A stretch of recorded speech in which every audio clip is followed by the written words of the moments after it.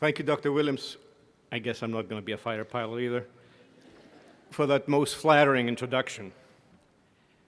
Dean Pollard, members of the faculty and administration, honored guests, families and friends, and most of all, class of 2011, it is my great privilege to return to Transylvania University for such a wonderful occasion.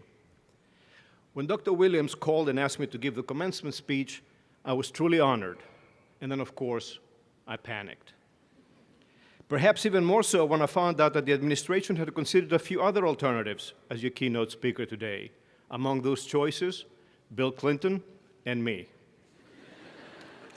It's probably too late to get Bill Clinton back, and I'm here now, so let's go with it. I graduated from Transy in 1973, 38 years ago. It is amazing how fast that time has flown. There is a saying that for the first half of your life, people tell you what you should do. For the second half, they just tell you what you should have done. Every day, I have a lot of people telling me what I should have done about a number of situations. That goes with being a CEO, I guess. But the nice thing about being invited here today is that I get to tell you for a change what you should do. I wasn't invited here to tell you about my life. I think Dr. Williams did a pretty good job of that. I was invited here to give you a pithy little speech that, if you listen very closely, may make the journey through life a little easier for you. The problem is, you most likely remember very little of what I'll say here today. I'll start by letting you know, and this is not part of the speech that I'm hoping you remember, that I'm a geek. I'll be the first to admit it, and I know my wife will be the first one to agree with me. As Dr. Williams said, you heard about all those jokes about the physicist, the mathematician, and the engineer. That's me. All of them. As she said, a triple major at Transy in physics, maths, and pre-engineering. And then I went on to study in a very technically focused graduate program at Carnegie-Mellon. Some of you may be asking yourselves, how did the liberal arts background work so well for such a geek? Simply stated, my liberal arts education has helped me to develop intellectual skills, just as my technical education helped me to develop more specialized skills. And these skills have allowed me to consider situations a little bit differently if I studied strictly in a technical program. When I graduated from Transy, I felt as though I was well equipped for the future.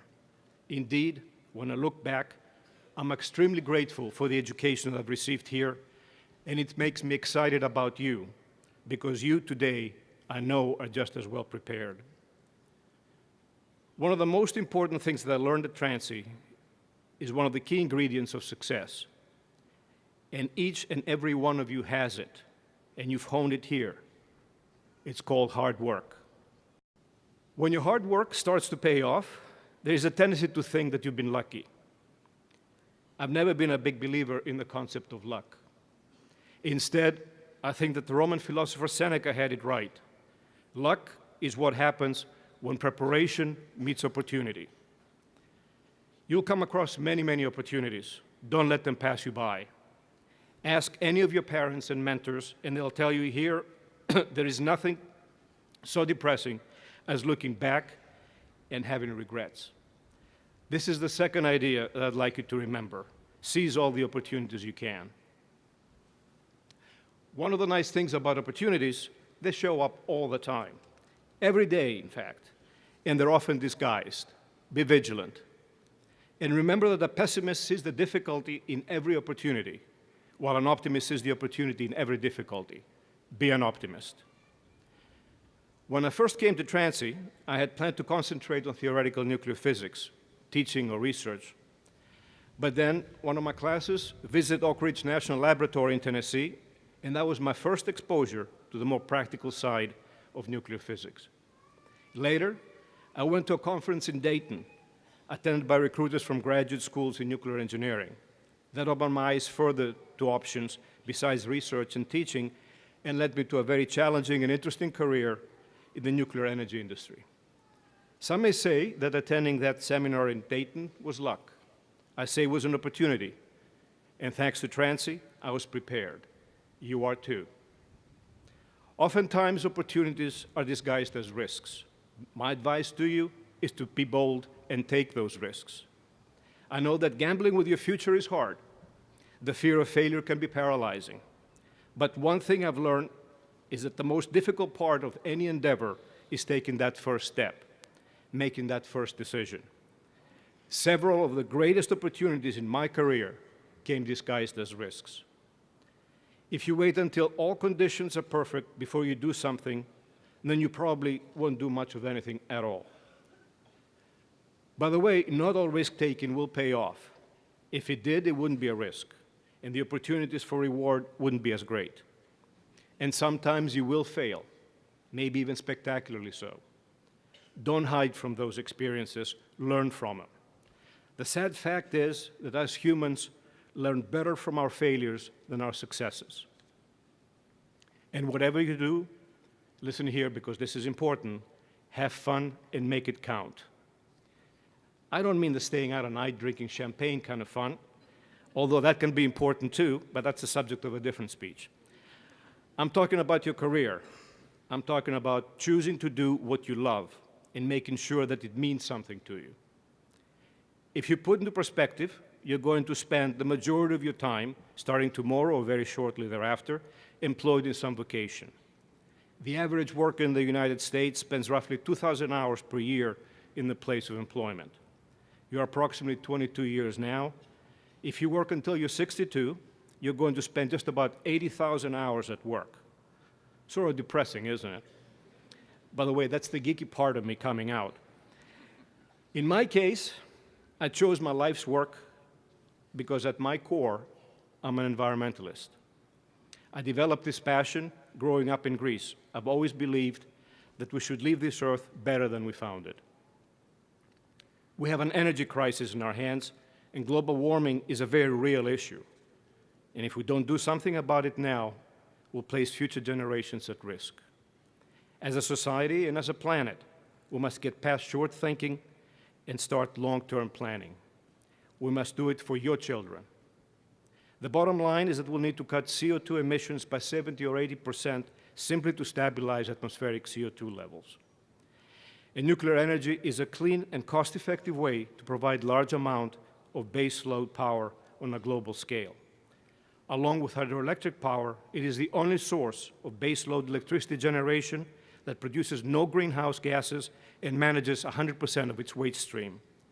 Every day that I go to work, I sincerely believe that I'm playing a part in leaving this earth better than I found it. Of course, you all know about the events on March 11, the massive earthquake and tsunami in Japan. My thoughts and prayers are with the people of that nation. President Williams reached out to Transylvania alumni and friends living in Japan through an email expressing the university's concern for their well-being.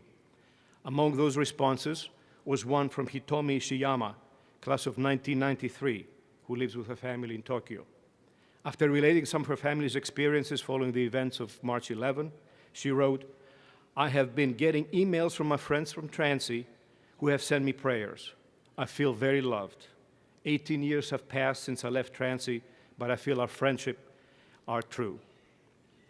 Isn't that a wonderful testament to the lasting ties that alumni feel to this university and the global community we all live in? In addition to the great loss of life and property that citizens of Japan are dealing with, they're also grappling with the tsunami's effect on the Fukushima Daiichi plant, as President Williams just mentioned. As most of you know, my industry, the nuclear industry, is in somewhat of a state of flux as a result of that plant. Unfortunately, there are a lot of misconceptions in the media about those events and nuclear energy in general.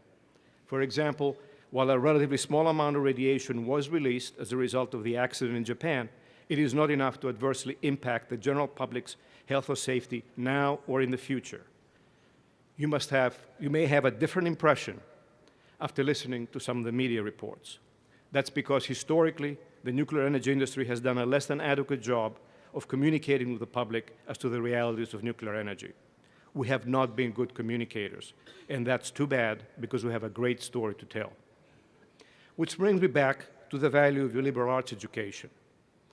When I evaluate employees for hiring or promotion, I look for people who are able to communicate ideas clearly and coherently and can be articulate and persuasive in proposing new ideas and interpreting old ideas. Although many people can master the technical skills of a job, few have the communication skills needed to present ideas clearly and concisely. This ability will be invaluable to you in the coming years. So continue to hone the communication skills that you developed here at Transy. The people in Japan will require resilience to recover from the tragedy that they have endured in March. It will require worldwide effort and cooperation. But in the end, Japan, with its legacy of quiet and uncomplaining resolve, will not give up. That nation, its people, will persevere. And they will learn from these events. The nuclear industry, too, will learn and has an obligation to study the events at Fukushima. As an industry, and at my company, we have begun that learning process. We welcome the scrutiny because this is the nature of our business, and safety is our number one priority, and we'll continue to learn. Likewise, I urge you to continue learning and continue persevering. You will all experience adversity, loss, and even failure. You'll experience the highest highs and the lowest lows. Learn from it all. Your education has been more than just a compilation of facts. It has given you the ability to organize existing ideas, understand new ideas, and connect those ideas. Transy has instilled in you the ability to learn and will be a very valuable tool for you in the future. But keep looking for ways to continue your education, not just inside the classroom, but outside the classroom as well. Learn from life. One thing that I've learned in my career, as my career has matured, is that there is a shortage of good leaders in the world. But I've also learned that there is a shortage of good followers in the world. This may seem a bit as a contradiction to you, but there is a time to lead, a time to follow, and frankly, a time to get out of the way. Because leadership is an action, not a position. Even if you're not in a supervisory role, there'll be times when you'll be called upon to step up and provide direction. There'll also be times that you'll be expected to support a function and listen well to others. So when it's time to lead, take the reins. When it's time to follow, follow well. And when it's time to get out of the way, take the hint. But whether you're leading or following, remember the golden rule. And by that I don't mean he who has the gold rules. It is do unto others as you'd have them do unto you. Be tolerant, listen with understanding, build relationships, and most importantly, treat people well. Not everyone will exhibit the same strengths, but they will all have strengths. In your life, in any situation, if you're able to discover those strengths and inspire people to do more, be more, learn more, and become more, and do so with kindness, you'll have achieved much. One of the greatest benefits of a liberal arts education is that it teaches you to appreciate diversity. Transy is home to many different people from many different backgrounds, studying many different things, and hopefully by now you've realized that yours isn't the only opinion in the universe. If you always surround yourselves with people who think the same way you do, then you only have one brain at work. If you take anything away from the speech today, I'd like to take away these ideas. Work hard, seize opportunities, take risks, have fun, learn from your failures and persevere. Know when to lead, follow, or get out of the way. Treat people with respect and appreciate diversity. And by the way, if I run into any of you later, maybe a quiz. But seriously, it's my sincere hope that some number of years from now, some of you will be invited to this podium to speak. You won't remember this speech, and I'm okay with that. What you will remember is this time here at Transy. You may wax a little nostalgic for the past, and you'll be forever thankful for the exceptional education that you received here, as I am. And you will marvel at how it has prepared you for the challenges and opportunities that life offers us all. Class of 2011, congratulations, and thank you for allowing me a few minutes of one of the most defining days of your life. And now go forth and live, and most importantly, do something that matters. Thank you.